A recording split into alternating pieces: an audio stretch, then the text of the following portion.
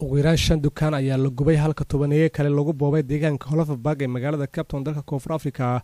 Gorsheegtada 6 subaxnimo ayay bilaabatay arrintan iyadoo kaamirada TV-ga caalamiga Universal ay qabanaysay dukaan la jabinayo iyadoo kor iyo hoos laga fiiqanayo jiingadaha iyo agabka hantida Soomaalida Koonfur Afrika.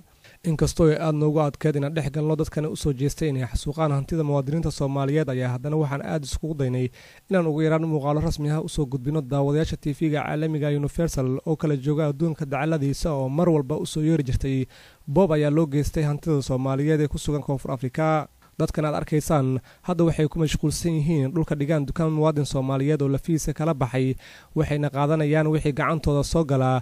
dhanka kale waxaad kaamirada ugu jeedaan Soomaalidii ka shaqeynayay dukaankaasi oo lafahooda kala baxaya dukaankooda waxaana aad u adkeed inaan wareysiyo ka soo qaadno dadka dhibaatada loo geystay oo dalbanaya gurmad degdeg ah. warkii xalay ka baxay TV-ga caalamiga Universal ayaa ka daawateen xaafadani oo xasilan balse la gubay 3 dukaan balse maanta ma aha jawigii sidii shalay mana jirto ruux Soomaali ah oo si nabad ku ganacsanaya. waxaa la ii sheegay in 3 dukaan ay ku yaalaan xaafadani oo boobka iminka ku socdo. Israailiya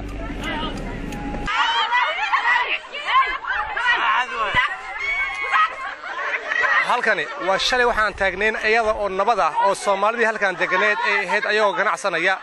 shalay waxaan halkan u imaanay dukaan Soomaaliyeed oo la gubay.